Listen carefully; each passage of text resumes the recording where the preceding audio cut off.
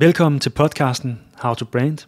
En podcast, hvor vi dykker ned i nogle af landets allerstørste brands og ser på, hvordan de kombinerer branddisciplinen med data. I dagens afsnit der har jeg Jakob Weinrich med, som er CMO hos TV2 Danmark. Jakob og jeg, vi kommer ind på TV2's famøse rebranding på både godt og ondt. Herunder vigtigheden af at følge med tiden, blandt andet med TV2 Play i produktsortimentet. Derudover så taler vi om det ansvar, det er at drive brand, som befolkningen føler, de har en form for ejerskab over. Jeg kommer også ind på den brandmæssige udfordring, det er, når man har været vant til at jagte klassens store dreng, Danmarks Radio, men pludselig når til et punkt, hvor man selv er markedsdominerende. Så hvis du gerne vil være klogere på at skabe et brand, der har noget nær ultimativ top of mind awareness, så er det her afsnit lige noget for dig. Jeg er psykolog Peter, og jeg er din vært på den her podcast. Jakob, jeg skulle til at sige velkommen til How to Brand, men vi sidder hos dig. Men alligevel velkommen til podcasten. Tak skal du have. Og når jeg siger, at vi sidder hos dig, vil du så lige fortælle, hvor er det, vi sidder henne lige nu? Jamen, vi sidder på mit kontor hos TV2, og når jeg siger TV2, så er vi jo på 2 lokationer. Vi er i Odense og København, og i dag er det på mit Københavner-kontor. Yes. Og til dem, der ikke ved, hvem du er, vil du så ikke starte med lige at introducere, hvem er du, og hvad laver du? Det vil jeg gerne. Jeg hedder Jakob Weinrich. Jeg er CMO/marketingdirektør hos TV2, hvor jeg har været her de sidste 8 år. Mm-hmm. Hvordan bliver man CMO hos TV2? Jamen, det gør man... det er jo en lang historie. Ja, kom med den. Vi har tid nok. Ja, altså man kan sige, jeg har haft sådan et arbejdsliv, hvor jeg har arbejdet meget i udlandet. Har brugt faktisk mine 30'ere, skulle jeg til at sige, i London og arbejdet for en stor engelsk børs, hvor jeg var rigtig meget ude af landet og brugte langt størstedelen af de år på at være på vingerne og flyve rundt i verden og styre små og store markeder for den virksomhed, jeg arbejdede for. Mm. Så kommer jeg tilbage i Danmark, til Danmark for cirka 10-11 år siden, for alvor, og bosætter mig fulltime igen. Og på det tidspunkt, så går jeg ind og laver noget startup i et par år, som var skønt og fantastisk, indtil man finder ud af, at når man er omkring de 40 år, og har 3 børn i bagsmækken, så ved man også godt, at man ikke har alverdens tid til at få det, som man tænkte skulle blive en global succes, til at fungere. Hvad var det for en slags startup? Jamen, vi lavede apps og sportsapps, som var mega fedt, og et fantastisk projekt, som jeg stadigvæk har meget stor veneration for. Men det er helt klart, at når man har været ude og været corporate i rigtig mange år, og så lige pludselig skal få sin hverdag til at fungere med både salg og udvikling og indhold, så finder man også ud af, at der mangler lidt timer i døgnet til at få det hele til at fungere. Ja. Så du går for det her startup, og hvad så? Jamen, så sker der det. Så faktisk helt tilfældigt i 2015 er det en af mine rigtig gode venner, som på det daværende tidspunkt var i Danmarks Radio, sagde, hey, han havde set et job på TV2, og tænkte, at det var en super god idé, hvis jeg gik til konkurrenten, og så kunne vi battle lidt på det. Og long story short, så går der faktisk ikke lang tid fra den første snak med TV2 til, at jeg starter her i maj 2015. Nej, fedt. Og når man er CMO hos et brand, nu kalder jeg det et brand, som TV2 Danmark, hvad laver man så? Jamen, så laver man mange forskellige ting, vil jeg sige. Og også ting, som jeg lavede for 8 år siden, som jeg ikke laver i dag. Mm-hmm. Fordi vi er jo i en branche, som er i vanvittig udvikling, og hvor de ting, vi laver, forandrer sig, den måde, vi udkommer på, forandrer sig. Så jeg vil sige, det vi lavede for 8 år siden, var jo, at jeg kom ind og skulle overtage noget, som jo på rigtig mange måder var meget det, man kender som flow og lineær tv i dag. Ja. Så det vil sige, langt størstedelen af vores ressourcer og det arbejde, vi lagde i hverdagen, bestod i, at vi havde 6-7 kanaler, som vi skulle servicere med indhold imellem programmerne. Okay, ja. Ja, og det er jo det, der er det særlige ved den disciplin, vi har her som broadcast-medie, og som i dag så også er et streaming-medie, at vi har jo rigtig, rigtig, rigtig meget inventory i vores eget system, som vi kan ligge og arbejde med. Ja. Så og der det er det samme antal timer, vi har til rådighed hver dag, men hver dag i den flade, vi har på TV2, der skal vi lave 7 timers indhold på tværs af alle kanaler. Så det er ligesom det marketingsvindue, som er vores primær, når vi skal ud og have kontakt med danskerne. Ja, spændende. Og den del vil jeg gerne dybe meget, meget dybere ned i. Men inden vi når så langt, og så længe vi stadig ikke har samtalens fokus på dig, så hedder podcasten jo How to Brand. Og lige så snart man nævner ordet brand, så får man nogle forskellige associationer. Og det er nok svært at være med at tænke på brand, uden at tænke på reklame. Og jeg har jo en tese om, at alle har en reklame, de kan huske for et eller andet, og forbinder med et eller andet minde. Jakob, hvad er din reklame? Min reklame er nok flere reklamer, skulle jeg til at sige. For jeg tror, der er nogle af dem, som får brændt sig fast i, på et eller andet sted, for du lader det inde i baghovedet og siger, men okay, den vil du rigtig gerne have lavet. Så hvis du kigger på der, hvor jeg ligesom har fundet energi og inspiration, så er det, vil nogen nok sige, ofte nogle af de sådan mere storstilede, lidt voldsomme kampagner, som gør noget. Og min meget store inspiration finder jeg ofte i Nike-reklamerne. Ja. Fordi der er power på, og det er sport, som jeg elsker, og der er som regel fuld fart på. Og så har den en eller anden form for storladenhed, som jo er skøn at læne sig ind i, når man kan tillade sig at gøre det. Ikke? Ja, nu nævner du Nike, og lige snart du nævner Nike og reklamer, så er der jo et væld af lækre og flotte og imponerende reklamer at vælge imellem. Tænker du på en bestemt? Ja, jeg tænker på Kaepernick-reklamen, som blev lavet for et par år tilbage, som var helt fantastisk. Ja, og lidt et sats dengang. Det var et kæmpe sats, både for ham, men også for brandet. Ja. Altså fordi, at du pludselig oplevede, at du havde forbrugere, som brændte skoene af ude på gaderne og så videre. Ikke? Men jeg tror stadigvæk, hvis du går til deres CMO-dag og spørger, om han vil lave den igen, så tror jeg, man siger ja. Jamen, det er rigtigt. Og man kan ikke lade være med at snakke om reklamer, når man siger brand. Men et brand er jo så meget mere end det. Hvis jeg spørger dig, hvad er et brand? Hvad vil du så svare? Jamen, et brand i dag vil jeg jo kategorisere som essensen af det produkt og det udkomme, man har. Så for mig er det særligt, når jeg er på et sted som TV2, hvor vi har brandet meget, meget tæt på i forhold til vores indhold, så er det noget, vi bruger rigtig, rigtig meget tid på at diskutere. Og det gør vi jo, fordi vi udkommer over en bred kam og meget mangfoldigt med det indhold, vi har igennem vores kanaler.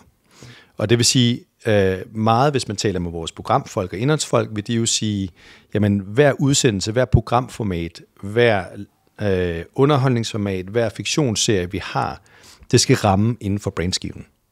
Ja. Og det er jo en fantastisk dialog, når du taler om det indholdsmæssigt. Og så når du kommer over i marketing, i iscenesættelsen af det, så har du opgaven igen. Fordi hvordan er det så, at du sælger et produkt, samtidig med, at du rammer inden for brandskiven? Og den øvelse er helt fantastisk, og sådan ret unik, fordi du finder den ikke ret mange andre steder end i vores verden, fordi hvis nu kan vi gå tilbage til Nike igen, de laver sko, og det kan godt være, at nogen er blå og grønne, og nogen er, ligner en basketsko, og nogen er en støvle og alt muligt andet. Det er alle mulige forskellige ting, men de ligner meget hinanden. Hvor det, vi laver, er meget, meget, meget forskelligt. Det vil sige, at vores branddiskussioner kan jo gå fra at sige, hvordan iscenesætter du en VM-slutrunde i fodbold, til at sige, hvordan gør du det på den rigtige måde inden for brandskiven på dokumentar, og hvordan gør du det, når du laver X-Factor. Men det, der skal være den røde tråd igennem, det er noget med din tonalitet, det er noget med, hvor højpandet ser man sig selv, hvad er det, er der humor med i dit brand, og hvad er det ligesom det hele kredser omkring. Og der har vi her, synes jeg, fundet en fantastisk platform med den måde, vi udkommer på, som forløser det, når vi på daglig basis arbejder med tingene. Så det jeg også hørte lidt sige, det er, at brandet starter med produktet? Ja, det gør det. Og det er jo super spændende det her med, at man siger, på den ene side, så har I jeres produkt, på den anden side har I jeres marketing, men de to ting vikler sig også rigtig meget ind i hinanden. Og du berører det lidt, men vil du prøve at uddybe lidt mere sådan nu siger du, det er en super spændende udfordring at finde ud af, hvordan I iscenesætter man hjemme i fodbold.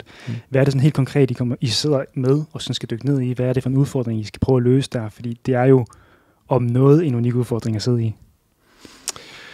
Jamen det er det, og du kan sige, den vil jo variere alt efter, hvad det er for et programformat, og det er derfor, at den er ekstremt dynamisk hos os.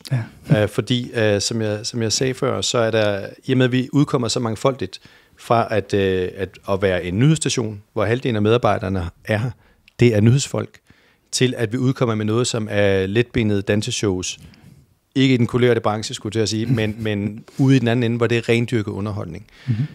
Og vi skal ligesom kunne favne det hele. Og det gør jo, at for hver program, vi kigger ind i, for hver stykke indhold, vi kigger ind i, der skal vi ind i virkeligheden og finde ud af, hvordan får vi det til at rime på det brand-DNA, som TV2 har. Ja. Og det er jo fantastisk i den forstand, at det kræver dialog, og det kræver, at vi samtaler med redaktører og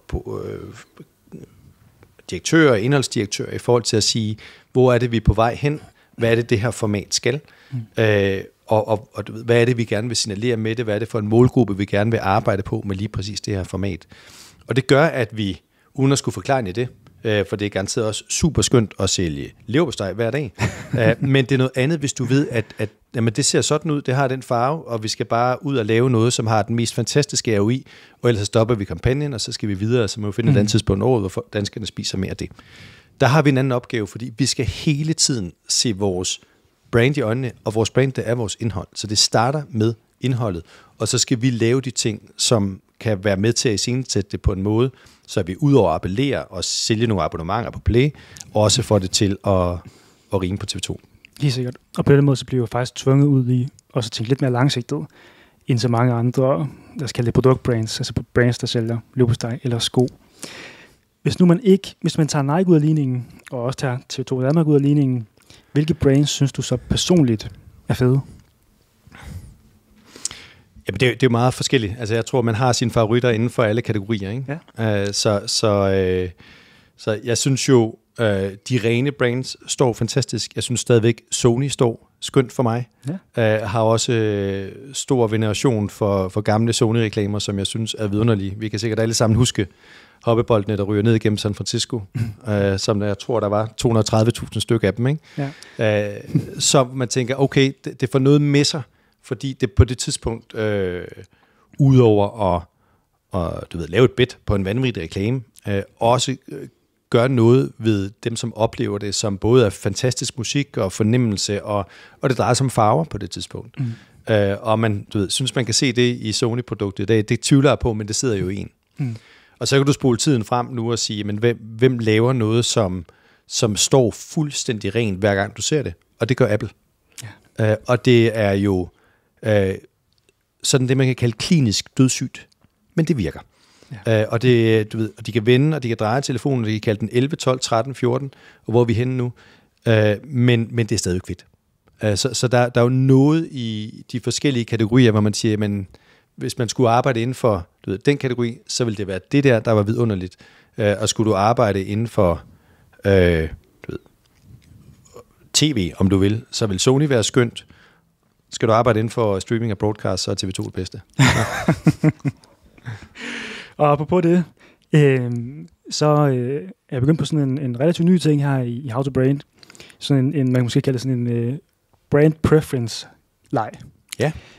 Jeg har 3 forskellige spørgsmål, og det jeg egentlig gerne vil høre, det er både mere og mindre kendte brands, hvor jeg stiller 2 op mod hinanden. Jeg vil gerne have dit svar på, hvilket du foretrækker inden for 3 sekunder, når jeg stiller spørgsmålet. Ja. Og en forklaring er, hvorfor. Alright, ja, du kører. Jamen lad os starte der, hvor du slap i forhold til streaming. Ja. HBO Max eller Disney Plus?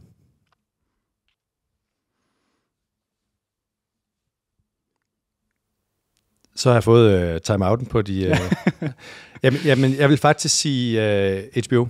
Yes, hvorfor? Og det vil jeg gøre, fordi at det, som de har med sig i de her år, at de har en dansk ledelse i Norden. Mm-hmm. Christina Sulebak, som sidder i spidsen for HBO, og som gør det fantastisk fint. Og det gør, at brandet, forventer jeg, vil være lettere at arbejde med end et brand som Disney. Ja.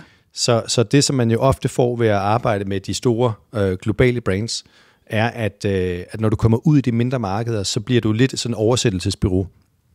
Og det er ekstremt minimalt, hvad du kan få lov til at dreje på og gøre og versionere. Det eneste, du i princippet skal, det er at lægge en oversættelse på, og så trykke det ud i markedet. Og der vil jeg tro, at i og med, at Sulebak også har marketingbaggrund, at hun nu sidder hun i den øverste position, som GM for Norden. Der vil jeg tro, at hun har et mere nuanceret kig på det, så det vil være mit bud på den. Ja, godt svar. Old Spice eller Axe? Gud. Jamen, jeg tror, jeg vil ditche dem begge to, og sige, at så vil jeg prøve at gå tilbage til startup business, og se, om jeg kunne finde på noget selv. Så ellers tak. Ja, vil du uddybe, hvorfor? Jamen, der er ikke nogen af de brands, som jeg umiddelbart har tænkt, hverken at putte på brystet eller under armene, eller arbejde for, så det bliver ikke dengang. Nej, jamen, fair. Den sidste, DHL eller UPS? Jamen, 100% DHL. Ja. Og jeg vil absolut ikke have noget at gøre med at dele pakker ud, eller gøre noget som helst i deres logistikafdeling. Jeg vil sætte mig ind i den sektion af butikken, som sidder og bækker med det, jeg tror er verdens største firmaløb, som er DHL-løbet, som jeg synes er et af de mest fantastiske tiltag, vi har hjemme årligt, fordi det samler så vanvittigt mange danskere i noget så simpelt som et 5 km løb. Ja. Så hele orkestreringen af det på tværs af landet, og hvad det ligesom gør ved danskheden, mangfoldigheden, det at finde ud af, hvordan er det, man går på arbejde, og også kan lave nogle ting sammen efter fyraften, synes jeg er jo helt fantastisk. Ja. Så jeg vil helt klart spæne over det hjørne, hvor man sidder og orkestrerer det. Ja, og det er sjovt, fordi det viser også, synes jeg, en sådan vigtigheden af diversitet i sine forskellige marketingindsatser, fordi DHL-løb tiltaler dig, der følger valgt DHL. Jeg vil også have valgt DHL, men jeg har valgt det af den ene simple årsag, at de på et tidspunkt lavede en prank på UPS. Jamen, det kunne også være derfor, jeg valgte det, men den har jeg ikke set, men det må jeg lige... hvor de havde sådan nogle sorte kasser, de sendte med UPS, og så når de her sorte kasser, de fik sol, så forsvandt det sorte, og så inde bagved stod der DHL is faster. Fedt. Ja, genialt. Ja, og så de sendte dem selvfølgelig til de mest travle steder i nogle rigtig store upraktiske kasser, som det tog lang tid at aflevere, og så taget billeder af det og brugt online. Ja. Stærkt. Ja. Men hvis nu vi drejer kigger tilbage på TV2, nu har du været lidt ind over, at diverse programmer og så videre, produktet skal emme af brandet. Hvad er brandet? Jamen her, der siger vi, at brandet er alt det, vi deler. Ja. Fordi det er det, som vi de sidste faktisk mange år ligesom har været vores tagline, og som vi synes stadigvæk rammer ekstremt godt i forhold til, hvad er det ligesom, der er sjælen og hjertet i forhold til TV2. Så når vi siger det, så er det jo bredt og kan oversættes på mange måder, og det er egentlig også det, der er meningen. Ja. Så vi har det jo i forhold til, at vi mener, at TV2 er det, danskerne deler. Vi er jo sat i søen for at ramme danskerne, at ramme mange, og komme ud i vandkanten hele vejen rundt. Og det er jo det, som essensen af TV2 skal være. Ja. Så har vi det også, når vi trækker det ned over, det gør man også, både hos os i vores iscenesættelser, men i høj grad også i hele vores indholdsafdeling, som sidder og vurderer indhold og arbejder med indholdet og siger, jamen, rimer de ting, vi laver på alt det, vi deler, er det noget, der rammer mange danskere, fordi det er noget, vi skal kunne samles om. Og det har vi jo stadigvæk en meget, meget stor overbevisning omkring, om det er nyheder, vi deler i øjeblikket i forhold til, hvad der sker af forfærdeligheder rundt omkring i verden, om det er finalen i Vild med Dans, som lige var for nylig, som blev set af rigtig, rigtig, rigtig mange danskere, så kan man have alle mulige holdninger til, om det er vejret, om hvad det er. Men det, som er det interessante i det her, det er, om det skaber samtaler. Og det gør det jo, uagtet at man mener, at det var den ene eller den anden, der skulle have vundet Vild med Dans-finalen, eller det er vejret, som skaber ulykker op i Nordjylland, hvor I to kommer fra, eller hvordan det er. Det er noget, der skaber samtaler, og det er det, som TV2 er rigtig, rigtig dygtige til at gøre på den rene og fine måde. Ja. Nu sidder jeg jo her som marketingmand, og tænker, når at brandet er alt det, vi deler, og det skal skabe samtaler, bliver det ikke svært at bruge det som rettesnor på anden? Og det er selvfølgelig det meget nemmere, når man sidder med det med fingrene i det. Men jeg tænker, hvis nu man havde et meget snævert brand, så er det nemt at sige, ja, nej, det passer ikke. Ja. Lige snart, at man har et brand, der per definition skal være bredt, så kan jeg også forestille mig, at det bliver sværere at navigere efter, også på tværs af en stor organisation. Er det sådan, I oplever det, eller er det egentlig ret nemt i praksis? Jamen, jeg tror i princippet, det er rigtigt, hvad du siger. Okay. Jeg tror, hvis du har et meget, meget smalt syfte, som svenskerne vil sige, at sige, det er det her, vi skal ud og sælge den leverpostej. Så tror jeg, du kan skabe en meget, meget mere uniform organisation. En meget, meget mere simpel go-to-market-strategi. Og i bund og grund noget, som er meget nemmere afkodet for både medarbejdere og for modtagerne. Den vinkel kan man jo godt tage og trække ned over sit arbejdsliv og sige, det er det her, jeg elsker at arbejde med. Så har du den anden, som er, som jeg talte om lidt tidligere, at vi er enormt brede i vores udkomme. Jeg vil våge den påstand, at du bør som dansker kunne finde noget i TV2's udkomme, som interesserer dig. Hvis du siger, det er ikke rigtigt, eller det kan du faktisk ikke finde, så hvis jeg smutter lidt igen. Fordi vi er simpelthen så brede i vores udkomme, at der bør være noget, om det er fodboldlandsholdet, eller det er nyhederne, eller det er en tung dokumentar, eller det er reality, eller det er underholdningsshows. Der bør være noget for dig, der er endda også noget for dine børn. Så det vil sige, der er noget til alle. Og når du har noget til alle, så med alle de præferencer, som ligger, så skal du også have en tagline, som kan ligesom brede vingerne ud over det og favne det hele. Og det gør den her tagline. Og det gør ligesom, at det vi ligesom ser som værende sjælen her, det er, at du kan få det til at passe på det. Og det, du har fuldstændig ret i, det gør det mere komplekst, men det gør det også vidunderligt at arbejde med i hverdagen, fordi det gør og kræver en dialog. At du ikke bare kan sige, ja, det prisskilt skal sidde lidt mere oppe i højre hjørne, så smækker vi den afsted ned i det lokale supermarked. Det kan vi ikke gøre. Vi bliver nødt til at have en dialog om, hvorvidt klipningen sidder der, hvordan speaking sidder der. Må vi tale ind over indholdet? De diskussioner har vi hele tiden i forhold til, om vi rammer den rigtigt. Og det gør jo, at du har et brand, der er i konstant bevægelse. Så jo, du kan godt vælge den simple, hvor det er stramt, og du ved præcis, hvad du skal. Du ved sikkert også nøjagtigt, hvor mange i virkeligheden leverpostejs små emballagekasser, du skal skubbe ud, før at det har været en super god kampagne. Det kan vi ikke altid regne hjem på samme måde her. Nej. Og det er noget af det, der gør, at det er fantastisk at arbejde med, fordi du bliver nødt til hele tiden at være i bevægelse omkring det. Ja, så det jeg egentlig også hørte at sige, det er, at det, der kunne have været en svaghed, faktisk bliver vendt om at blive brugt til en fordel, fordi brandet jo egentlig bliver diskuteret sikkert på flere etager lige nu. Forhåbentlig på flere etager. Altså og det er jeg helt sikker på, for jeg ved, at man sidder i indholdsregi, hvor man er knalddygtig på det her, og hvor det emmer ud af det hele.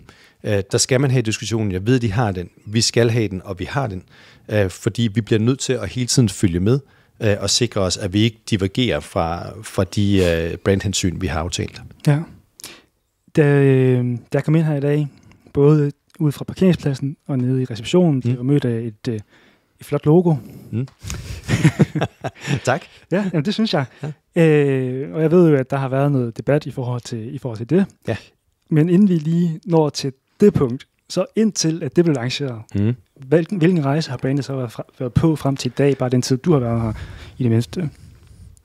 Jamen det, der har været interessant i den tid, jeg har været her, er jo, at da jeg startede, der havde du 7-8 forskellige brands, som på sin vis, de vægtede ikke lige meget, men de var alle sammen enormt væsentlige. Hvilke brands var det? Det var alle vores niche-brands. Det var TV2 Fri, det var Charlie, det var Zulu, det var Sport, så kom der en sportskanal mere. Så havde vi jo TV2 Play på det tidspunkt også, ved hovedkanalen. Så vi havde en hel portfolio af brands, som alle sammen bliver forhandlet også i dag hos vores distributør. Men det, der er sket i den måde, du konsumerer indhold på i dag, at det er, i og med, at det trækker væk fra det lineære, der er stadig super meget lineær sening, heldigvis, men der er rigtig meget, som flytter sig over mod en streamingverden, hvor du ender på et enkelt brand. Og det er klart, når vi så er startet med i 15-16, hvor jeg startede, at massere og dyrke hver enkelt brand, og også rådyrke samtalen omkring, er det alt det, vi deler på det hele, eller er det kun på hovedkanalen, eller hvor er det, vi gør det, så er den samtale lidt en anden i dag, fordi at i og med, der sker den flytning over mod et streamingprodukt, så kan du ikke på samme måde ligesom visualisere og have din egen stemme på rigtig mange forskellige brands, og det smelter sammen til én stemme, som jo ender med at hedde TV2 Play i sidste ende. Ja. Så den rejse, vi har været igennem der, er jo forunderlig, fordi at der har været så mange, og stadigvæk findes rigtig mange brand carriers, også for vores niche-brandser, men alle har ligesom en forståelse af, jamen vi kan ikke rådyrke både orange og grøn og blå og lyseblå og hvad vi har. Vi bliver nødt til at sige, okay, det går den her vej, og vi bliver nødt til at have en streamingtjeneste, som står krystalklart, og derfor bliver vi nødt til at have vores fokus den vej. Spændende. Det er så spændende, fordi nu tidligere her i How to Brand, der har jeg både snakket med Kåre, som er CEO ved Det Nordiske Mediehus, hvor de har ligesom deres øverste corporate brand, og så har de nogle forskellige medier, hvor de ligesom har, hvert medie har sit eget brand. Jeg har også snakket med Sune, som er CEO ved Dava Foods. Nu siger jeg, apropos leverpostej, så ikke leverpostej, de sælger. Og han var meget konkret i, at de har en master brand-strategi, hvor de har ligesom Dava-brandet, som så alle underbrandsene hedder også noget med Dava. Ja. Så det er jo to forskellige måder at tilgå sin brand-arkitektur på i virkeligheden. Ja. Og det, jeg egentlig hører dig sige, at det er faktisk i virkeligheden næsten en tredje måde.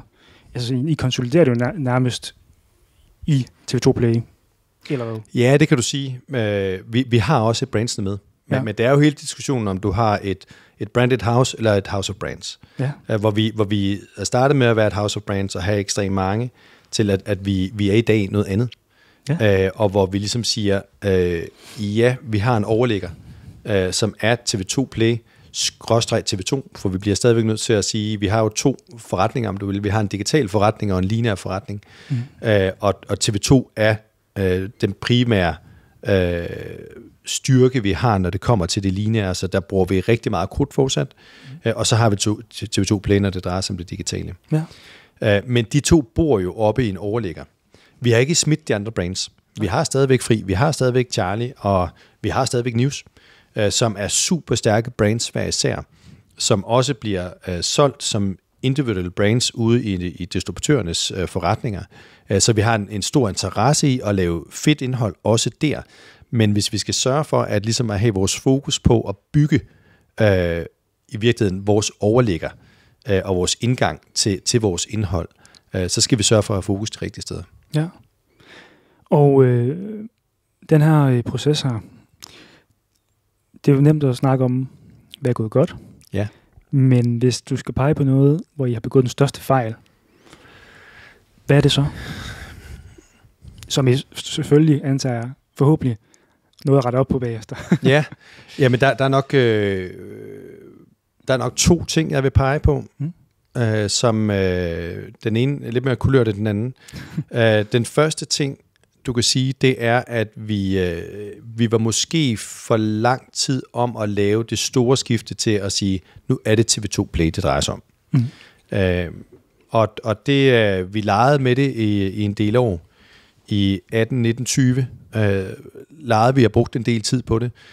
Og måske, sådan, hvis jeg skal være fair, så var det måske også det, der er det behov for et sted, hvor der er så store brandsjæle, også på Fri og på Charlie og på nogle af de andre, til at man ligesom siger, okay, vi slipper lige så langsomt hånden her, og så bliver det stadigvæk en god oplevelse for alle, frem for at vi bare lavede et cut-over fra den ene dag til den anden, hvor vi sagde, herfra, der kommunikerer vi kun Play som afmelding på alle vores ting. Er det gået for langsomt? På nogle gange tænker jeg, at det er gået lidt for langsomt. Måske har vi misset noget tydelighed i starten af vores kommunikation, og det kunne vi jo se, at det var svært for danskerne ligesom at finde ud af, hvad er TV2 Play. Det har taget altså rigtig lang tid at bygge det kendskab op. Nu går det godt i dag, men vi er også blevet meget, meget mere fokuseret i vores kommunikation. Så det var den ene ting, man kan sige, fejl, ikke fejl, det har taget sin tid, og det har haft nogle omkostninger undervejs. Den anden del har faktisk været, at vi har manglet et tydeligt corporate brand. Ja, spændende. Så vi hedder bare TV2. Ja. Og man kan sige, det som jo så bliver lidt svært, det er, når det sker jo, at organisationer kan komme i modvind for vores udkommende i andre dele af pressen. Og det gjorde vi havde et meget, meget svært 1,5 år, hvor der var hele den anden bølge af MeToo, som jo foregik i bedste sendetid på vores eget underholdningsshow, skulle jeg til at sige, hvor Sofie Linde steg op. Og med alt det rigtige med sig i det, gjorde det, at vi på det tidspunkt faktisk kunne have haft et behov for at have modnet et corporate brand stærkere, end vi havde gjort på det tidspunkt, fordi at TV2-brandet blev synonym med det hele. Ja. Og hvor vi måske havde manglet ligesom at sige, jamen, når vi skriver noget i en årsrapport, og vi skriver TV2, er det så TV2 Danmark, eller er det TV2 Hovedkanalen, der taler?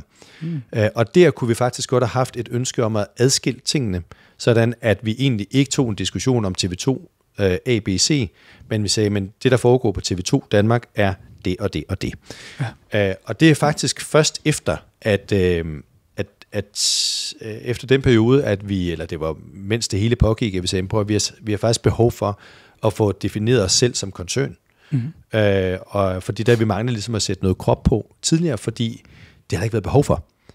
Og TV2 er ikke sådan i sin i grundessens sådan et stort corporate glashus, hvor man skal gøre tingene og klæde sig pænt på. Det må man gerne. Særlig hverdagen. Men du ved, vi behøver ikke tage pænt tøj på hver dag. Vi gør det, vi skal, fordi vi er ud af Odense. Det er vores ophav, og vi skal nok være der, og vi skal nok kunne ramme alle danskerne i øjenhøjde. Så på den måde er man ikke bygget op på den måde, som man er mange andre steder. Men det kan godt indhente en.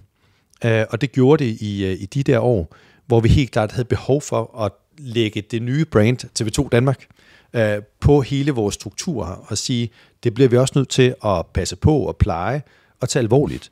Så det er faktisk en af de fejl, som ikke nødvendigvis er inden for de sidste 8 år, men noget, som man måske skulle have brugt noget tid på tidligere med at definere og sige, hvem er det, vi er, hvad vil vi gerne stå for som organisation, og huske at fortælle det til danskerne, så man ikke kun er det, der bliver sendt på Hovedkanalen. Ja, og så står man i den situation og skal definere det. Hvordan griber man det an? Ja, men det er, kan man sige, du starter jo faktisk helt fra bunden og siger, du glemmer på det her tidspunkt lidt at sige, hvad er det, vores udkomme er? Og sige, hvem er det, vi er som virksomhed i stedet? Vi er statsejet, så vi er danskernes ejendom. Hvad er det, vi skal gøre? Vi har en public service opgave, vi gør det på kommercielle vilkår, og så begynder du at bygge op dernede fra, og sige, godt, hvad er det så for en krop, du kan bygge på det, og så videre. Laver dit mission statement, du starter helt nede fra bunden af bjerget igen, og i princippet bygger på samme måde, som da man lavede, alt det vi deler, og siger, men hvad er vores programindhold, hvad er det, vi skal udkomme med her, og så bygger du på derfra, ikke? Ja. Så, og det kan du sige, det fik vi travlt med, at få sat skik på, og vi bygger stadigvæk, i forhold til, at der er nogle ting, du ligesom også har behov for som organisation at kultivere, og som tager tid, og det er vi heldigvis blevet dygtige til. Ja, og det synes jeg også er fedt. Podcastens lytter er primært marketingprofessionelle, og jeg tænker også, at det er fedt at sidde derude. Hvis man sidder, det kunne være som CMO i et mindre brand, og høre, at et stort brand som TV2 Danmark, også ligesom alle andre, ligesom skal starte altså fra scratch, når man skal lave den øvelse, fordi det er jo ikke, altså, det kan godt være, at det er en flot strategisk plan til sidst, men det er jo en plan, der starter med, at man smager ærmerne op og laver det dirty work.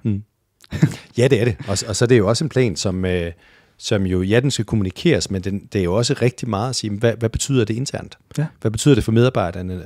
Hvad er det for et sted, du går på arbejde? Hvad er det, arbejdspladsen forventer af dig? Og hvad er det, du kan forvente af arbejdspladsen? Hele den dialog har jo kørt rigtig mange steder i TV2, men det har kørt meget lokalt. Som jo også har betydet, at der har været kæmpe stor forskel på, om du har siddet i salgsafdelingen, eller du har siddet i marketing, eller du har siddet i nyhederne, eller du har siddet i analysen. Det har sådan kunne føles som forskellige arbejdspladser, alt efter hvor du har været. Og der har du et ønske om, at selvfølgelig er det cool at have sin en eller anden form for snit over sin unit, men du skal stadigvæk kunne sige, at du arbejder for TV2 Danmark, og det er det her, du går på arbejde for. Ja, og jeg tænker egentlig, det leder meget fint op til det, jeg nærmest endelig lige den her snak om. Det fine logo, vi mødte, da vi kom ind, og du griner lidt. Ja, det gør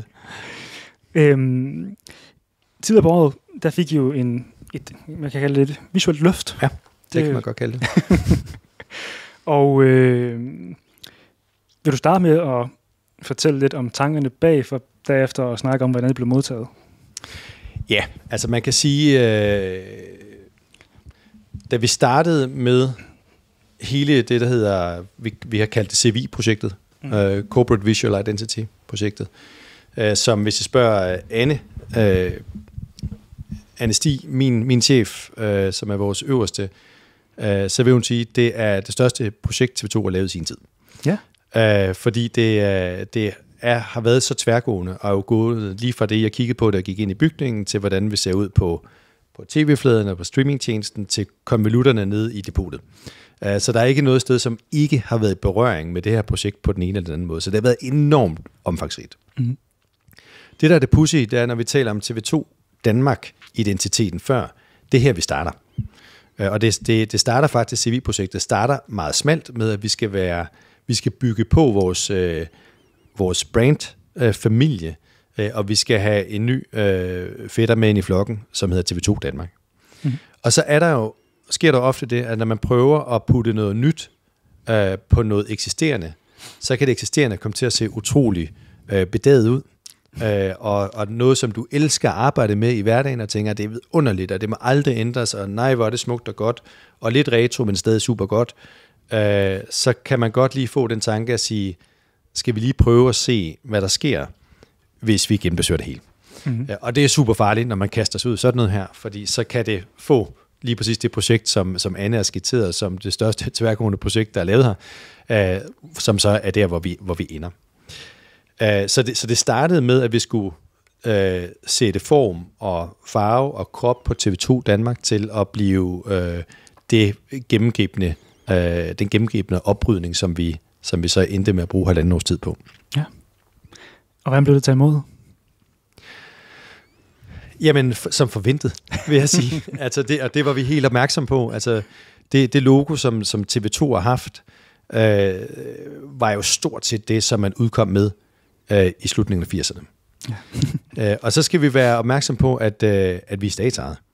Og på en eller anden måde, så er vi jo, de fleste af os, er jo på en eller anden måde, føler vi er vokset op med TV2.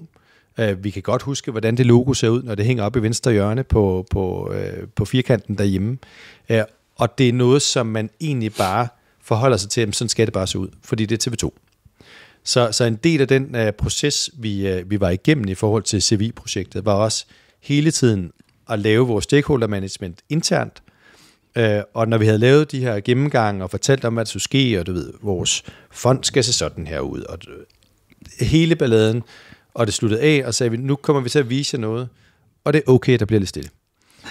Men vi kan forsikre om, at med en enkelt undtagelse, at når I går ud af rummet, og I ligesom har fået det ind at vende, og lige brugt lidt tid på at acceptere, at det kommer til at se lidt anderledes ud, så vil I også komme til at kunne lide det. Og vi brugte rigtig, rigtig, rigtig mange interne møder, for at sikre os, at dem, som ligesom skulle være med til at gå med faklen, når det skete, også rent faktisk havde haft mulighed for at stille spørgsmålene, og så forhåbentlig også kunne lide det. Mm-hmm. Så internt vil vi sige, der gjorde vi et fantastisk solidt stykke arbejde, og gav det tid til, at nogen nåede også at se det flere gange, så de ligesom helt oprigtigt kunne stå foran deres afdeling eller deres teams og sige, prøv at høre, vi fik også at vide sådan og sådan, det kommer til at vokse på jer, når jeg har set det nogle gange. Og så den eneste sådan regret, jeg har i forhold til det er, at jeg synes også, at vi huskede at tale om, at danskerne ville tage imod det på forskellige vis. Og det var virkelig der, hvor jeg kunne have været dygtig, og jeg kunne godt have forberedt den gruppe, som har siddet og brugt 1,5 år af deres liv på at lave det her, dem ville jeg godt have passet bedre på i den proces. Ja. Fordi det er voldsomt, at når du gør de ting, vi gør, uagtet at du har været hele vejen rundt, har leveret noget, som er bang up fantastisk, og du holder alt lige fra det svung, det totallet har til farvekoden, og du har været omkring det hele, og det fungerer, så vil der bare altid være nogen, som ikke synes, det er fedt. Og det er altid dem, der er sjovest at stikke mikrofonen hen til på bagkant af sådan noget. Jeg kunne sagtens give dig den der stribe navne, hvor man tænker, jamen, altså hvad berettiger, at du skal gå ind og vurdere 1,5 års arbejde ud for det og det, når du ikke kender baggrund, når du ikke det ene eller det andet eller det tredje, du har ikke hørt samtalen, når du ikke fulgt med, men alligevel kan du kommentere på det sådan og sådan. Det er virkeligheden, fordi vi er TV2, og fordi vi fylder hos danskerne. Jeg vil sige, at jeg var overrasket over, at det var så voldsomt i de første 8-10 dage, men jeg var også overrasket over, så hurtigt det stillede af. Ja. Og man kan sige, at det så fordi, at det på en eller anden måde er solidt håndværk, det vil jeg jo tro på i dag. For ellers så tror jeg, at den var fortsat hele diskussionen, hvis det vitterligt var noget magtværk, der var lavet. Jeg synes, det er endt, hvor det skulle. Vi får stadigvæk her og der folk, som skriver ind til seernes redaktør og siger, kan I ikke lige hjælpe os, der sidder sådan en rød klat oppe i venstre hjørne af jeres billede, dem vil vi godt lige have fjernet. Og så er det måske ikke nogen, der forholder sig til det visuelle, men mere nogen, der skal en tur ned til optikerne lige have kigget på synet en gang. Og dem har vi også masser af. Okay. Så jeg vil sige, det var farverigt i de der uger, det stod på. Det var også farverigt internt, fordi der sker jo den der lemming-effekt, at der lige pludselig er det helt plausibelt. Og det er jo noget, som folk godt kan have holdninger til. Ja. Altså selv mine elskede forældre, som jo ikke har nogen som helst faglig betragtning ind i noget som helst i det her med at gøre, de havde også en holdning til, om de synes, det var fint eller ikke fint. Og det gør jo, at alle kan tale med. Og den samtale vil vi jo normalvis gerne være i. Det tog lidt tid, før vi accepterede, okay, vi skal også være i den, når det drejer sig om vores logo. Men det vender vi os til. Ja, men det er jo, det må man sige, det er jo selvfølgelig også en måde at være noget, man ligesom kan dele og samtale om. Og det er jo bagsiden, kan man sige, for rigtig mange i marketing, det er, at alle kan og har typisk en holdning til det, man laver. Ja. Men jeg tænker også især med et brand som TV2 Danmark, statsligt ejet og så videre. Folk er vokset op med det. Befolkningen har sandsynligvis nogle forventninger også til brandet, kunne jeg forestille mig. Nærmest en form eller en følelse af ejerskab. Og det er jo altså på en side jo virkelig smukt og efterstræbelsesværdigt for rigtig mange brands. På den anden side også dybt angstprovokerende. Har det påvirkning på i forhold til, hvordan I tilgår hele jeres brand og jeres marketing i forhold til, om I spiller i offensiven eller i defensiven? Betyder det, at man hver gang man gør noget, hele tiden tænker, vi skal passe på, at vi ikke ødelægger folks perception af os, og derfor måske ikke tager lige så mange chancer, eller påvirker det ikke den måde, I arbejder med jeres brand på? Jeg vil nok sige det sådan, at hvis det var, at du var bange for at tage chancer på grund af danskernes holdning til det, du laver, så skal du ikke være ansat her. Og det drejer sig både om vores programvirksomhed, det drejer sig så deltid om de ting, vi laver i forhold til at scenesætte. Fordi så bliver vi bange for vores egen skygge. Og når du gør det, så taber du din kant, og så skal du finde noget andet at lave. Så som udgangspunkt, så synes jeg ikke, vi er bange for at tage chancer. Jeg synes på rigtig, rigtig mange måder, vi har mod som et af de vigtige ord, når vi taler om vores værdiord her. Ja. Og mod er noget, der fylder, og vi skal huske det, så vi ikke leverer det forventelige hele tiden. Vi arbejder benhårdt med det i marketing, fordi vi må gerne gå til kanten. Nogle gange må vi også godt gå over kanten, fordi det, som vi er begunstiget af, vi har super dygtige, nu har jeg lige 2 fingre, der svæver over hovedet, så for dem, der ikke kan se mig, kunder her, som er vores redaktører og programdirektører, indholdsdirektører og for den sags skyld Anne, som altid er dem, som er inde og rette til, hvis vi går for langt. Vi skal helst selv kunne ramme den, men som det også er med sådan nogen som os, så kan vi også blive forelsket i kreative finurligheder, eller den vidunderlige idé, som lige ligger på vippen, men som måske er faktisk på den anden side. Og så er det rigtig fedt at have så kompetente folk som sparring i forhold til, om man udkommer på den måde, man skal. Men jeg synes, det er vores job at gå til kant i de ting, vi laver. Det har vi i hvert fald, synes jeg jo bevisført, at det kan vi godt tillade os at gøre med en humoristisk, en friskhed, en anderledes, en skæv tilgang, som jeg synes klæder TV2, alt den stund, at det altid bor inden for brandskiven. Og så længe det bor inden for brandskiven, så skal vi kunne gøre det. Og det er derfor, vi også kan bevæge os ind i nogle andre arenaer, end vi sådan traditionelt har bevæget os i, hvor vi de sidste par år har også kvæg fokus på hele vores corporate brand, jo har bevæget os ind i nogle klimaeksekveringer. Vi har kastet os ind i den samtale omkring hadbeskeder, der finder sted på sociale medier, og ligesom turde tage hvad kan man sige, nogle tilgange til marketing, om du så vil kalde det marketing, men i virkeligheden sige, hvordan taler en koncernstemme ud igennem vores markedsføring, ud igennem vores programformater, på en anden måde, end man har set i Danmark før. Og det synes jeg, vi har, jeg vil nok gå så langt som at sige, ikke bare på dansk grund, men også ude af Danmark forløst på en måde, som har været opsigtsvækkende. Ja, jeg vil næsten kalde det en organisatorisk hemmelig superkraft, at have en redaktør, der ser tingene igennem, fordi at det ligesom ikke gør, at på den måde begrænser man ikke marketing. Marketing kan få lov at udfolde sig, og så skal der nok være en, der skal rette ind bagefter. Ja. Hvor hvis nu man starter med nej-hatten på, så kan det være svært at lave noget opsigtsvækkende. Ja, og det er enormt tillidsbaseret, de ting, vi laver, og det er så dygtige redaktører, der sidder her, som der kan være alle mulige hensyn, som vi skal være opmærksom på. Der kan være en dommer i X-Factor, man skal være forsigtig omkring.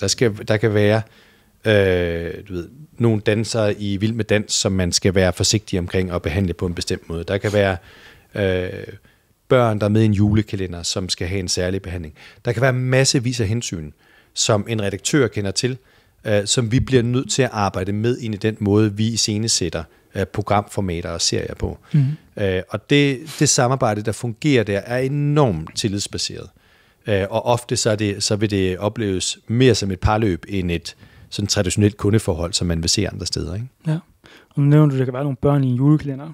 Det får mig til at tænke på, at jeg så, at I har kørt sådan en out-of-home 3D-kampagne. Med Tinka? Ja. Vil du fortælle lidt om den? Ja, det vil jeg egentlig gerne. Det var sidste år, vi lavede den faktisk. Nu skal jeg lige tilbage. Ja, jamen det kan jeg egentlig godt. Prøv at høre, jeg har altid været enormt fascineret af de her 3D-billboards, som har kørt. De kører jo, hvis man har været en tur i New York, kan man se dem buller afsted ud af. Det er fuldstændig fascinerende at gå en tur ned langs Times Square og se, hvor det er jo bare overvældende. Ja, og så kan du smutte en tur til London og gå på Piccadilly og se, hvordan der gror planter ud af det skæve billboard, der kører der, som er mega fedt. Så kom der de første boards kom til Danmark her for 1,5-2 år siden. Først nogle mindre, et lille bitte et i Lyngby Storcenter, og så lidt på Fisketorvet, og så kom der så et af større karakterer ude i Fields. Og det var enormt opsat på, at vi skulle prøve at give et skud.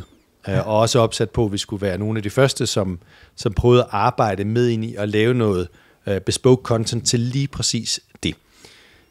Og så er det nemt her at få den kreative appetit til at rulle. Og så lavede vi simpelthen nogle løb på det, hvor der kom, jeg tror 30-40 forskellige bud på, hvad kunne man gøre, hvis man arbejdede med det.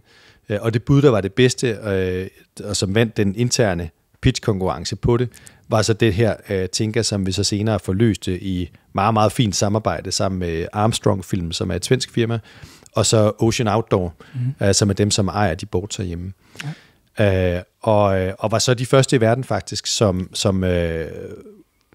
brugte levende mennesker. Du kan sagtens se det alle mulige andre steder, men så er det typisk noget animation, eller det er nogle ure, der ryger ned, eller det er nogle løbesko, der drejer rundt i luften og ser fantastiske ud, eller nogle blomster, der vokser ud. Men levende mennesker har man ikke rigtig kunne gøre det på. Og det var det, vi satte os for. Og fik Josefine, som er Tinka, ud. Og den store bjørn, skulle til at sige, er det ikke, men du ved, han var i kostyme, så det gjorde lidt mindre der. Men vi fik Josefine ud og var med på optagelserne, og også med de begrænsninger, der så er, fordi hun kunne jo rent faktisk falde ud over kanten, og der var sikkerhedsting og det ene og det andet for, at vi skulle gøre det ordentligt. Men gik hen og lavede noget, som vi så var de første i verden, der lavede i forhold til at bruge de her 3D-billboards med levende mennesker, som var, det var sjovt. Ja, fedt. Ja. Men også tænker jeg en fed øvelse at prøve at, nu ser jeg, lave sådan et brødstykke af sit brand på et andet medie. Fordi en ting er jo definitionen af brandet, og hvad man er internt. Noget andet, det er, hvordan lever det så på forskellige kanaler. Jeg har selvfølgelig også egen kanal. Out of Home er jo en anden kanal. Og så er der noget, som vi måske har snakket utroligt lidt om i dag, altså sådan noget som sociale medier.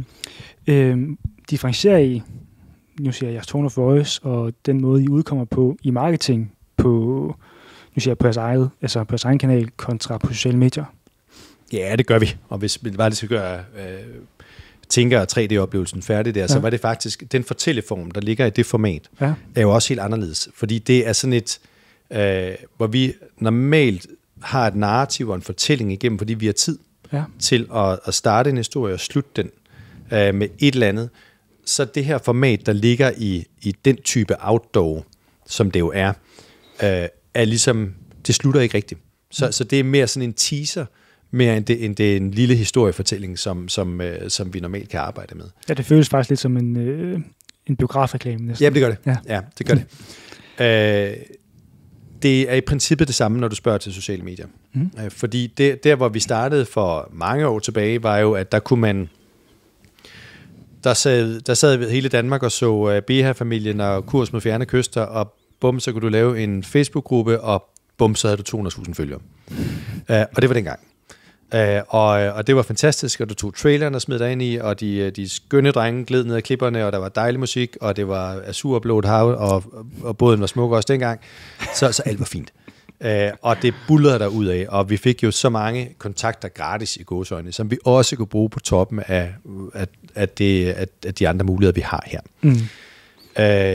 Og så er det jo blevet modnet af de sidste 8-10 år i forhold til, at du får meget lidt gratis i dag. Så det er, du ved, så kan du slutte på den og sige, jamen i dag så skal du betale for det. Så selv når vi som medie skal ud og i virkeligheden sælge vores produkter, om du vil, om det er sening eller det er TV2 Play abonnementer, så skal vi betale for kontakten med de målgrupper, vi gerne vil tale med. Så på den måde, så gør det, at det skal være meget mere stramt, det du laver i dag. Du skal lave det, som og du skal klippe tingene på en måde, som er mere salesy, end det var ligesom i virkeligheden bare dejligt at kunne give en brandoplevelse dengang, fordi den var gratis. Der skal du ligesom, hvis du går ud og bruger 15.000 kroner på at lave et post, nu er der ikke noget kurs i øjeblikket, men hvis det var det, så skulle du sørge for, at du fik dine penge tilbage. Og det vil sige, du sætter nogle andre krav til dem, der skal sidde og lave det content, og dem, der skal klippe det. Så dengang kunne vi lave en 40 sekunders trailer, smide ud, skabe store smil rundt omkring i Danmark, og så var alle folk suget ind torsdag aften kl. 20, når vi kom rullet afsted med det, hvor i dag, der skal vi komme meget, meget hurtigere frem til, hvad det er, vores budskab er. Vi skal klippe det på en anden måde. Der er jo mange diskussioner om, når der er nogen, der har lavet en film til vores flowflade, og den skal versioneres. Det skaber de gnister, det skal. Fordi der er jo, du er i gang med at ødelægge et værk, er der nogen, der vil sige, og så sidder der nogle folk, som er dybt begravet i hvad der virker på social, og siger, jamen prøv, altså 42 sekunder, det kan vi ikke bruge til noget på sociale medier. Altså max 12, og du ved, vores gennemsnitlige view time, den er altså 4 sekunder, så altså you better get to it. Og det er, du kan sige, de diskussioner er nogen, som vi skal helst have haft dem inden, at man går på optagelser og laver sit content. Det er ikke altid, man når det, men det vigtige er sådan set, at vi bliver de diskussioner. Og bliver ved med at forfine og optimere og finde de greb, som ændrer sig. Fordi det, der samtidig sker, det er, at alt i forhold til, hvad der virker, hvilke platforme, er i konstant bevægelse. Så det er noget af det, som man kan sige, det må vi aldrig flytte os fra, den samtale. Den er blevet sværere, fordi det er mere det er bredere, hvor det er, vi skal udkomme, hvor vi i tidernes morgen stort set kunne nøjes med at være på Facebook og lidt på YouTube, så har vi i dag en 6, 8, 10 forskellige platforme, vi skal udkomme på der, hvor nogle er meget mere snappy, andre har vi længere view time på osv. Så derfor bliver vi nødt til at konstant og dygtiggøre os og have den samtale om, hvad virker til det her medie. Ja, det er jo hele Labelless Medias eksistensgrundlag, du nævner der. Det er forhåbentlig ikke spoleret noget. nej, men det er den her konstante kamp mellem, nu siger jeg, kunstneren og den kommercielle. Og det er en utrolig, det er en svær kamp at kæmpe, fordi at begge har eksistensberettigelse til hver sin ting, men har to forskellige intentioner, og så alligevel ikke, for i sidste ende vil begge to jo gerne forhåbentlig det bedste for virksomheden og eller brandet. Og det leder mig faktisk hen til mit næste spørgsmål, og nu, det kan godt være, det sådan er lidt et, nu er jeg jo uddannet psykolog, så jeg jo synes sådan noget med, mennesker, adfærd, information processing er virkelig, virkelig spændende. Og samtidig så de sidste mange år, der er blevet prædiket. Vi får kortere og kortere attention span. Jeg har mit eget take på det, men jeg kunne godt tænke mig at høre dit take på det, fordi det er jo ikke sådan, at TV2 de kun sender TikToks nu på stændefladen. Nej. Og hvad er det præcis spørgsmål? Mener du, at vi har fået kortere attention span i løbet af sidste par år som mennesker? Helt generelt. Ja, det mener jeg helt klart, Bjørn. Ja? Det mener jeg helt klart. Altså, jeg tror, at de fleste af os skal kigge på vores egen adfærd og se, hvor hurtigt vi scroller ned igennem, hvor hurtigt vi kan blive fanget af først den ene reel, så den anden reel, så den tredje reel, men vi bliver der kun i 2 sekunder. Og der er rigtig meget, der ruller vi bare henover. Der var vi et andet sted tidligere. Der er også mange flere reklamer ind i dit feed, medmindre du nu vælger at betale 99 kroner for Mark Zuckerbergs blå bande der, ikke? Så på den måde, så er du også, der er flere reklamer, du skal ned over, og det gør, at det, du hele tiden bliver eksponeret mod, bliver bare mere og mere.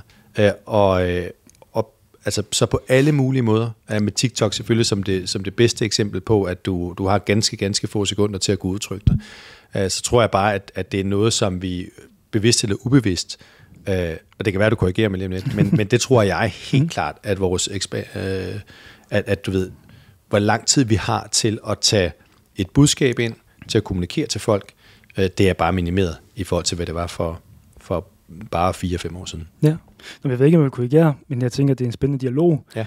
Jeg sad og så der er sådan en podcast, der hedder 20WC, hvor det er 20 minutter, der har de så direktøren for Instagram inde. Han snakker om det her med, at en video er faktisk dårligere for dem, sådan rent annoncør-wise, fordi at folk bruger mere tid på en video end på et billede, så de kan have mindre annoncør-betalt indhold, hvis det er en video. Interessant. Meget. Ja. Hvor jeg så også tænker, jamen, det giver jo super god mening, fordi det betyder jo, at TikTok eller Instagram eller Facebook for den sags skyld, har jo et økonomisk incitament til at pushe det content, som folk konsumerer hurtigt.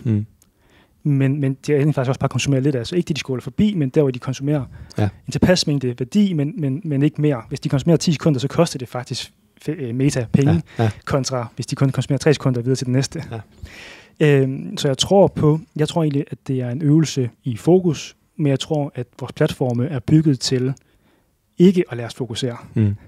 Så jeg tror, det bliver en vanesag, hvor man glemmer at træne sit fokus, og derfor bare begynder at scrolle videre.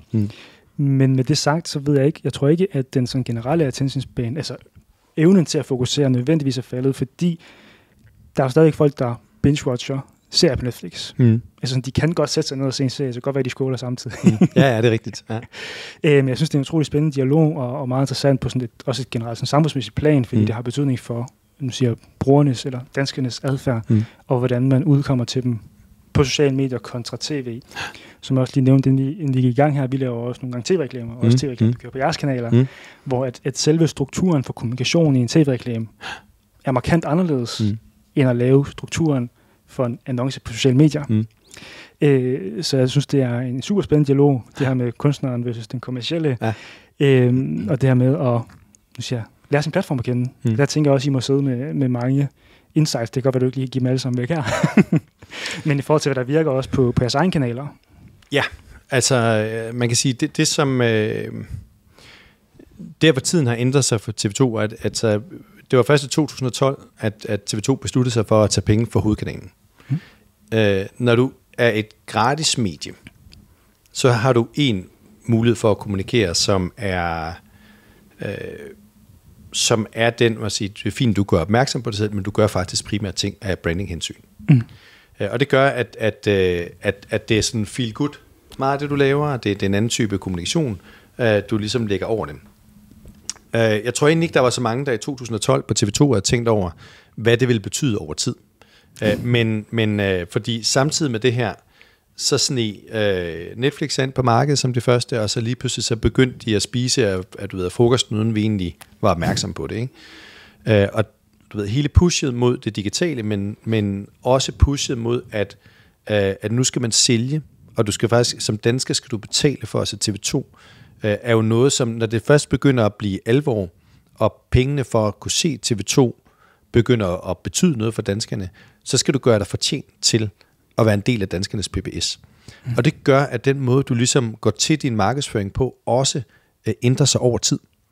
Så fra at, faktisk vil jeg sige, fra da jeg startede i 15, var man nærmest en til en bosiddende med redaktørerne hver dag. Man kunne i princippet lige så godt have siddet nede ved siden af dem, fordi man var ligesom et ekko af programmet, fordi det var det, som redaktøren gerne ville have. Til at vi i dag ligger som en helt selvstændig unit, som bor mellem indhold og mellem det rendyrkede kommercielle, og skal ligesom forene de to verdener i det, vi laver. Så vi har stadigvæk brandhensyn. For vi skal passe på alt det, vi deler. Vi skal passe på vores arv. Vi skal gøre det rigtige, så vi ikke forlader den position, som værende dem, vi er. Men samtidig skal vi ud og sælge. Og du ved, det med at balancere, vi siger jo også, helt hvis I læser du ved, vores årsrapporter, at vi er kommerciel public service. Og det er de to ben, vi spurter afsted på hver dag. Og det hensyn til de to ben hver evig dag gør jo, at du lidt får det bedste for alle verdener i min optik. Fordi du har noget, som vi er for at oplyse danskerne om, hvad der foregår i samfundet. Vi er dem, som ikke bliver sendt hjem, når der kommer corona. Fordi så er det, vi skal være på arbejde. Men vi skal samtidig sørge for, at vi skal tjene vores egne penge, fordi vi får altså ikke nogen af statskassen.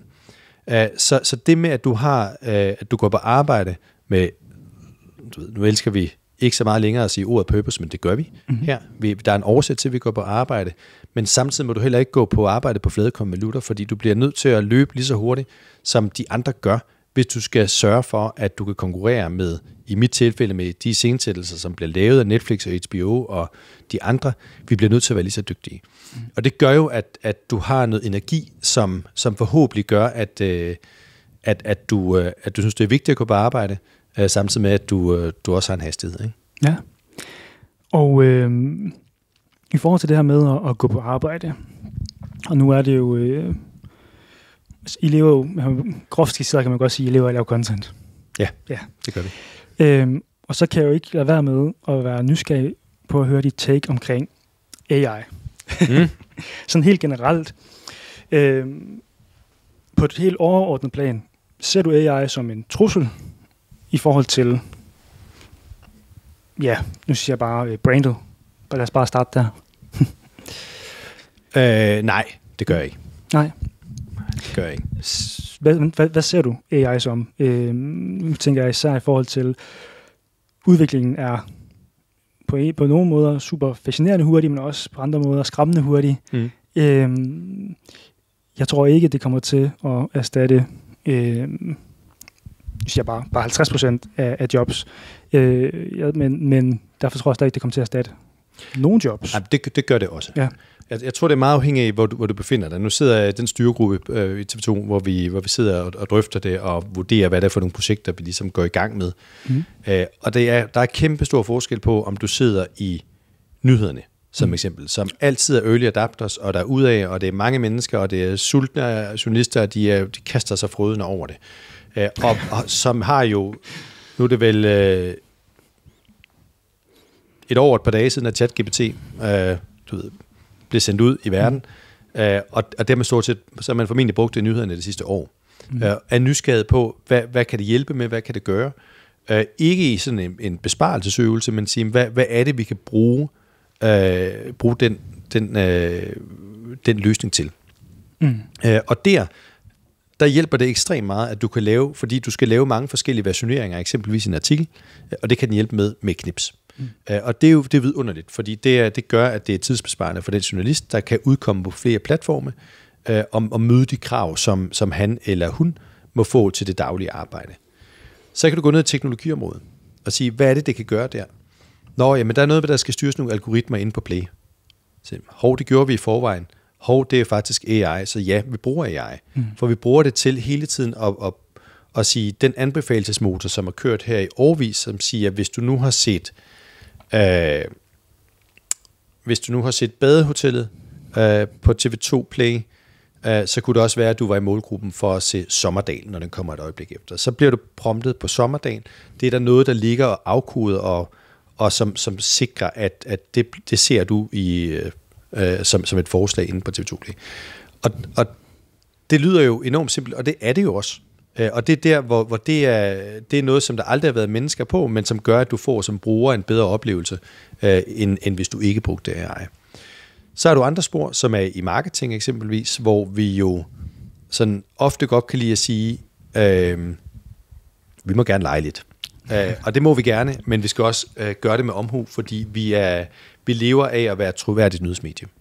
Så det vil sige, vores balancegang i forhold til AI er en helt anden, end hvis du arbejder på, jeg vil ikke sige, de fleste medier skal tage det meget alvorligt, ikke?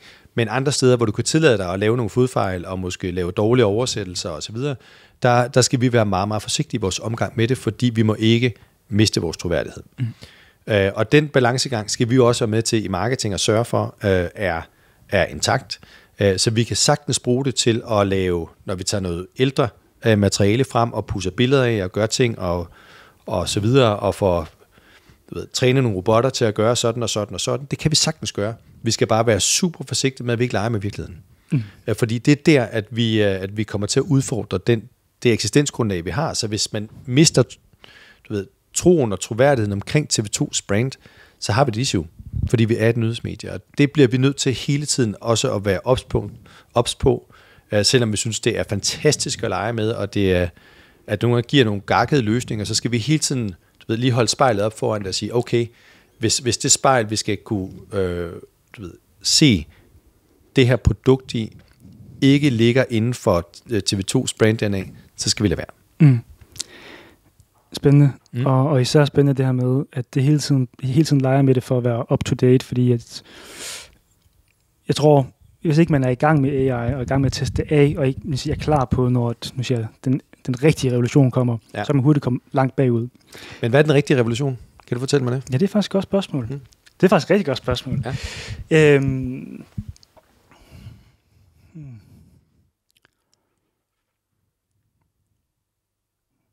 Ja. Bare sådan min umiddelbare tanke er, da jeg kom for et år siden, meget tekstbaseret. Og alle var sådan, okay, det kommer til at erstatte alle copywriters. Nu skal jeg selv tekster for os selv, og var ikke sådan dybt imponeret. Den kan nogle meget basic tekstopgaver, men i takt med, at udviklingen ligesom skred frem, så nu kommer der mere og mere fotorealistiske billeder. Der er også ved at være videotools. Hos os internt, nu er vi ikke en stor organisation, men vi har optimeret rigtig mange processer automations, hvor vi har implementeret AI også til nogle basale processer. Jeg tror, i sådan en samfundsdiskurs kommer den rigtige revolution, når den første store virksomhed implementerer AI på en måde, hvor det rigtig mange medarbejdere, der laver manuelt arbejde, bliver fyret. Der tror jeg i hvert fald, at samfundsdiskursen ændrer sig, hvor man siger, at det var der, når man kigger tilbage historisk, det var der, det skete. Hvad tror du? Ja, det tror jeg. Jeg tror, det er det, der skal til, før at man sådan som lægmand og menig dansker rigtig forstår, hvad det egentlig betyder. Fordi det vil være de færreste, som ikke har det i hænderne på daglig basis, som nødvendigvis vil opleve det som værende en revolution. Det er rigtigt. Men du har fuldstændig ret. Altså, da vi startede med at kigge på det, der sagde vi, ja, vi kan nok sådan tankemæssigt overføre det til, det er en junior art director, med det billedbehandling, vi er med at gøre. Vi startede med billeder.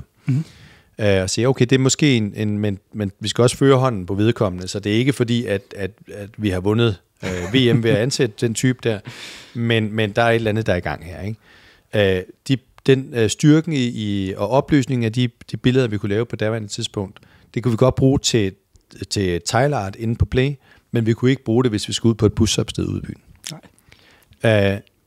Og så har vi bare kunne se, hvordan det er gået vanvittigt hurtigt med, og fordi der ligger jo, der er nye produkter, der udkommer nærmest dagligt i det her spor, og det vil sige, at de ligger og presser hinanden i forhold til at få optimeret og gjort det stærkere. Og i dag, og det er længe siden, at vi nu kan sige, men prøv at, nu kan vi lave vores outdoor og alt vores art direction, kan vi rent faktisk lave ved hjælp af AI i dag.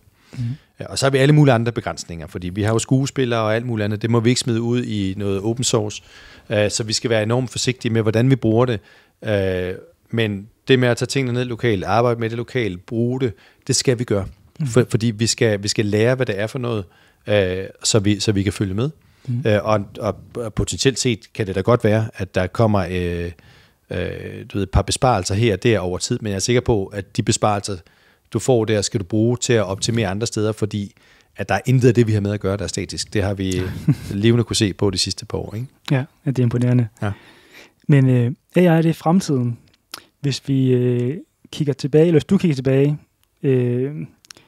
og kigger på din karriere i det at drive brand, hvad vil du så ønske, du havde vidst tidligere?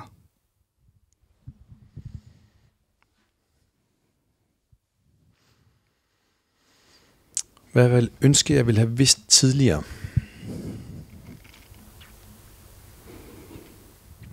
Jeg tror, jeg har været begunstiget igennem mit arbejdsliv at arbejde med brands i forskellige faser. Hvor jeg har arbejdet med startups. Jeg har arbejdet med det her brand, som er 35 år gammel nu. Arbejdet med SAS, flymaskinerne, dengang det var rigtig sjovt, og som havde endnu flere år på banen. Og det, der er enormt væsentligt for mig, og som jeg har lært, det er, at den måde, du tilgår et brand på lige nu og her, bliver nødt til at være et billede af den historie, den har med sig. Så du kan ikke genskabe et nyt SAS. Vi forsøgte faktisk tilbage i, hvad har det været, 2001, hvor alt var happy days, og sige, nu er det langdistancefly og ny identitet, og man gjorde en masse ting, men du var stadigvæk Businessman Airlines på det tidspunkt. Det vil sige, det var enormt svært at gøre dig fri af historikken, selvom man gerne vil lægge afstand til det, så bliver du på en eller anden måde nødt til at omfavne den historik, som et brand har med sig, når du sætter af mod noget nyt. Og det er noget, jeg tror, jeg har lært undervejs. Jeg har også lært i den kultur, der findes på TV2, at det med faktisk at vriste sig løst. TV2 blev sat i verden som en udfordrelse til Danmarks Radio tilbage i 88. Og det med at blive den udfordrerstatus, det har kostet en masse ting undervejs. Alt det, man har kunne læse over andre steder osv. Men der har været en ekstrem energi dengang i, at man var et udfordrerbrand. Og selvom tingene blev mere korporate og så videre, så har man haft en enorm ønske om at holde fast i den vilde energi, der kan være i at være et udfordrerbrand. Og den ting bliver man nødt til at med på, så når man arbejder i dag, det vi arbejdede i ret kort tid efter, jeg landede med alt det, vi deler, så var det vigtigt ligesom at sige, hvad er historikken på det brand, du har med at gøre? Hvorfor var det, at man for vild omkring 2010, 11, 12 i TV2, hvor man lidt sådan var et sted, hvor man sagde, okay, nu, hvad gør man nu, når man er blevet Danmarks største? Man har altid kunne kigge på Danmarks Radio og sige, hey, det der bedst derude, det skal vi ud og fange. Løb. Vi skal være større på nyhedsudsendelserne, på underholdningsformaterne, vi skal være større på det hele. Og pludselig er du størst. Og så er det jo ikke noget at kigge efter. Og så vil man alligevel stadigvæk gerne bibeholde den rå energi, der ligger i, at man kan se noget derude, og man spurter alle sammen efter det der, og det er mega fedt. Og det er så fedt, når du kommer tæt på, og så kan du fare vildt, når du kommer på den anden side, fordi du kigger frem, og du aner ikke, om du skal løbe til højre eller venstre, eller lige ud. Jeg tror på det tidspunkt, der var forskellige ting i spil. Blandt andet brugte man en tagline, der hed Danmarks største hjemmebane, som jo på sin vis var korrekt, for man var de største, men det var også enormt udefineret. Hvad sker der så nu? Og hvem er det så, vi er? Vi er bare det største. Og du ved, alle de ting bliver du nødt til, hele tiden når du arbejder med et brand, og fornyer dit brand og sige, hvad er det for en markedterning, du har med, som du skal stille dig på, når du tager det næste skridt. Og du kan aldrig nogensinde vælge at sige, nu er vi noget helt andet. Du bliver nødt til at tage den historik med, du bliver nødt til at tage kulturen med, du bliver nødt til at tage medarbejderne med i det næste skrub, du laver i forhold til at bygge videre på et brand. Og det er sådan noget, der er svært at læse i en håndbog, at læse på CBS, eller hvor det er, man har hygget sig. Det er noget, som jeg i hvert fald, det kan også bare, at jeg ikke har læst hurtigt nok, at det er simpelthen noget, som jeg har fået med mig, det med at sige, lige meget, hvor meget lyst du har til at distancere dig fra noget, der har været der, så bliver du nødt til at favne det, og så bliver du nødt til at prøve at tage det med som noget, der er positivt og godt, og du skal ikke skubbe fra på det, du skal stille dig på det, og så prøve at række ud efter noget nyt, men du må aldrig glemme det. Ja, det vil sige, at man kan ikke læse sig fra det. Det minder mig om det der citat, you can't read about push-ups. Det er rigtigt. Men selvom du siger, at man ikke kan læse sig fra det, hvis nu man sidder derude og gerne vil dykke dybere ned og blive endnu skarpere på det at skabe brand, har du så en anbefaling til en bog, eller en podcast, eller en film, eller noget andet, hvor du siger, den her, det er must read, eller must watch? Jamen, jeg har egentlig ikke et sted, jeg vil gå hen. Nej. Altså, for jeg tror, det er enormt vigtigt at holde sig bredt orienteret. Så vil det være enormt afhængigt af, hvilken branche du befinder dig i. Så jeg er enormt meget i, at mine folk her, de skal sørge for at orientere sig ind i det game, vi er i. De skal også orientere sig bredt. De skal også vide, hvad sker der lige nu med de julekampagner, der kører i UK, som altid er fuldstændig vanvittige. Og de må gerne være med til at gætte og lege og sige, hvem er egentlig de fedeste, når kampagnen nemlig udkommer med deres ordentlige, de her John Lewis har vundet. Ikke?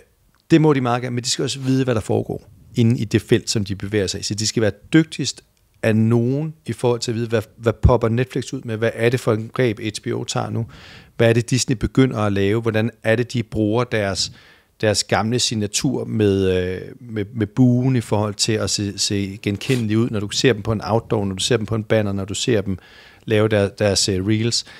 Alle de ting, dem skal vi vide, dem skal vi kende, og så skal du følge med i marketing. Mm-hmm. Og du må meget, meget, meget, meget gerne gøre det og starte med det lokalt, for det er meget let oversætteligt, når vi hører Airtox-historier, når vi hører, hvad er det, Matas gør så skide godt lige nu? Hvorfor er det, at DR's social team lige nu gør det rigtig flot? Alle de der ting kan vi følge med. Du kan bare gå på markedsføring.dk og følge med. Og så kan du bevæge dig rundt i alverdens podcast som jeres egen, og få inspiration fra forskellige steder. Men pas nu på, ikke at sidde fast et enkelt sted. Fordi de rabbit holes, som er de farlige, og så lige pludselig bliver det... Det bliver ligesom, hvis du har hørt Her går det godt med Esben og Peter lidt for længe, og så bliver det nærmest en nyhedskilde, som det er dem, der fortæller dig, hvordan verden ser ud. Og de er helt vidunderlige, og man skal endelig lytte til det, fordi det er god underholdning oveni, men det må ikke blive din nyhedskilde. Og det er det samme, der sker, hvis du lige pludselig får boret dig ned i, at det er kun kampagne, du følger med i, eller det er, det er kun de her LinkedIn-formater, som du elsker at læse, eller det er kun markedsføring, som er det eneste rigtige. Du bliver nødt til at orientere dig i Kim Jongs Danish Digital Awards. Du bliver nødt til at følge med i, hvad der foregår i Creative Circle. Du bliver nødt til at bevæge dig lidt rundt, og så bliver du også nødt til, når du har forstået, hvem der laver det bedste kreativitet, så bliver du nødt til at følge med i, hvad sker der på Rambuk i år? Fordi der finder du ud af, om det også virker.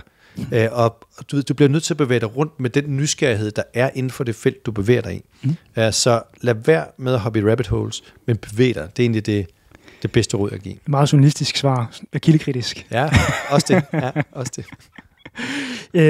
Her på falderebet har jeg bare et enkelt spørgsmål om det i forhold til, hvilke udfordringer står I overfor nu som brand, og hvordan har I tænkt jer at løse dem? Jamen, jeg tror, at hele vores branche jo står i en brydningstid. Jeg synes, Viaplay eksponerer det på bedste vis i øjeblikket, at det er en branche, hvor toppen af vækstkurven har aftaget. Så hvor vi alle sammen er flygtet og har ændret vores... vi er flygtet fra almindelig farvefjernsyn og over på digital consumption, så er den så er den rejse for rigtig mange, også derhen, hvor nu har vi måske ikke 5-6 streamingtjenester længere, nu har vi måske bare 3 eller 4. Og det betyder, at vi skal kæmpe og slås om færre kunder. Og det betyder også, at der, hvor man bare kunne skrue priserne op og forvente, at de blev, det kan også være, at det ændrer sig her i de kommende år. Ja. Så jeg synes, der er mange ting, sådan brydningsmæssigt, som foregår lige nu i streamingbranchen, som er ekstremt udfordrende, sindssygt spændende, som gør meget. Det, der sker inden for mit ben af det, det er også meget, altså jeg synes jo, vi har været på en ordentlig tur i forhold til at ligesom at sige, vi starter med 8 brands, så koger vi ned og har ligesom 2 hovedbrands ud over TV2 Danmark, som vi arbejder primært med i dag. Det er en ordentlig tur, men det, som bliver det vigtige for os, det er hele tiden fastholde blikket på, hvem er det, vi konkurrerer med i forhold til at vinde share of wallet hos danskerne. Mm-hmm. Og det er der, vi skal finde ud af, hvad er det, vi har for nogle muskler at flexe i det game, og hvordan gør vi det på en måde, som er dansk, som viser, at vi er til stede her, og som gør, at vi måske har den edge, trods størrelse, som de store globale ikke har, når de kommer ind med bulldozeren, men øjeblikket også efter ude igen, når den ligesom er klinget i. Og det bliver den del bliver en konstant i et marked, der er virkelig under pres i øjeblikket. Ja, og det bliver en meget spændende rejse selvfølgelig. Det bliver en fed rejse, ja. Men det bliver også hårdt. Ja. Jakob, tusind tak, fordi du har lyst til at deltage i How to Brand. Og til dig, der lytter med til den her podcast, husk at abonnere på How to Brand på Spotify, Apple Podcast eller på YouTube. Og hvis ikke allerede du har gjort det, og du ikke kan vente til det næste afsnit, så kan du gå tilbage og høre nogle af de tidligere afsnit. Og så er det bare at sige tusind tak, fordi du har lyttet med, og jeg håber, du har fået idéer til nye brandaktiviteter.